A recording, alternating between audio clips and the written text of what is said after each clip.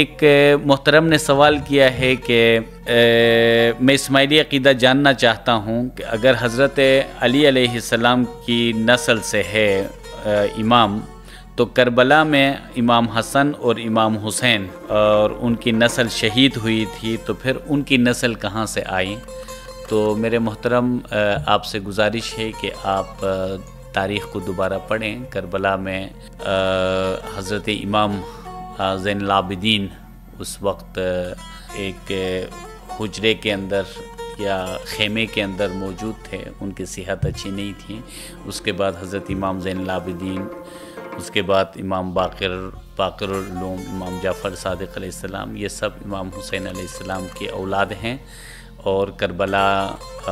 میں حضرت امام زین العابدین علیہ السلام شہید نہیں ہوئے تھے، اور ان سے یہ سلسلہ آگے بڑھا، اور جہاں حضرت رسول کریم صلی اللہ علیہ وآلہ وسلم کو کفار مکہ نے طعنہ دیا تھا کہ آپ دم بریدہ ہو گئے یا آپ کی نرینہ اولاد نہیں ہیں، تو وہاں پہ اللہ تبارک و تعالی انا اعطیناک الکوثر فصلی لربک وانحر،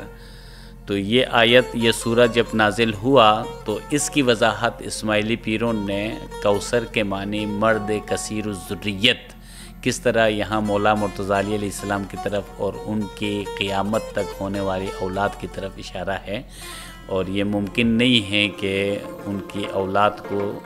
ہزاروں مخالفتوں کے باوجود بھی ان کی اولاد نعوذ باللہ خاکم بدہن کہ ان کا سلسلہ منقطع ہو جائے، تو وہ قیامت تک ہمارا عقیدہ یہ ہے کہ وہ سلسلہ جاری و ساری ہے، اور کربلا معلیٰ میں یہ امام حسین علیہ السلام کی تمام اولاد شہید نہیں ہوئی تھی۔ اچھا، ہمارے کسی محترم نے وحی کے حوالے سے رسول صلی اللہ علیہ وآلہ وسلم کے بعد وحی کا سلسلہ ختم ہوا ہے۔ بالکل وحی کا سلسلہ ختم ہوا ہے، کیونکہ آپ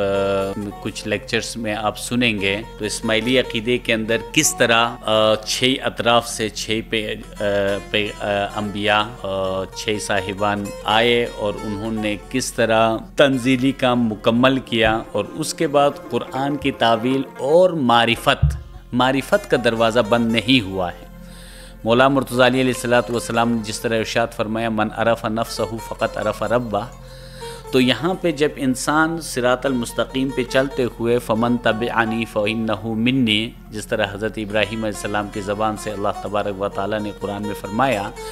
تو ان کے نقش قدم پہ چلتے ہوئے اگر کوئی شخص اپنی ذات کی معرفت حاصل کرتا ہے اور اس کے نتیجے میں اللہ تبارک و تعالی کی ہستی کا عارف ہو جاتا ہے، تو وہ صراط المستقیم پہ چلتے ہوئے ان تمام معجزات، ان تمام احوال کو معرفت کی غرض سے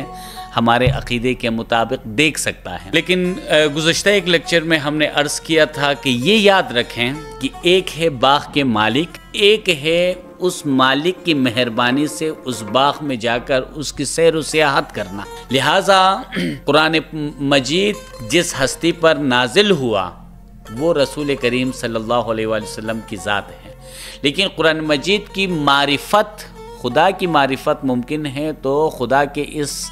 عظیم خزانے کی معرفت بھی ممکن ہے جو عرفاء حقیقی معنوں میں انبیاء علیہ السلام کے نقش قدم پہ چلتے ہوئے جن کو یہ معرفت حاصل ہوتی ہے وہ انہی کے کرم سے معرفت حاصل ہوتی ہے۔ تو یہ نہیں کہا جاتا ہے کہ ان کو وحی ہو گئی یا ان پر کوئی وحی نازل ہوئی، بلکہ یہ کہا جاتا ہے ان کو اللہ تبارک و تعالیٰ کے اس عظیم آسمانی خزانے کی معرفت اطاعت کے نتیجے میں ان کو حاصل ہوئی۔ تو معرفت کا دروازہ ہمارے عقیدے کے مطابق کبھی بھی بند نہیں ہوا ہے، البتہ تنزیل کا سلسلہ 6 انبیاء دنیا میں جو 6 نطقاء آئے، انہوں نے جو کچھ بیان کیا، انہوں نے جو کچھ تنزیلی صورت زمانے میں لانی تھی، جسمانیت میں 6 اطراف ہیں اور یہ 6 ہستیاں آئی ہیں۔ آپ کتاب وجہ دین میں جا کر اس کی مزید پیغمبروں کو بھیجنے کی واجبیت کے حوالے سے جو موضوع ہے اس میں پڑھ سکتے ہیں۔ تو وہ سلسلہ ختم ہوا ہے، معرفت کا سلسلہ قیامت تک جاری ہے، ہر شخص کو معرفت حاصل ہو سکتی ہے، ہر شخص پر خداوند تعالیٰ کا یہ انعام ہو سکتا ہے، ہر شخص پہ لیے یہ نوازش ہے تو یہ نوازش کبھی بھی اللہ تبارک و تعالیٰ کے خزانے سے اٹھ نہیں سکتی ہے۔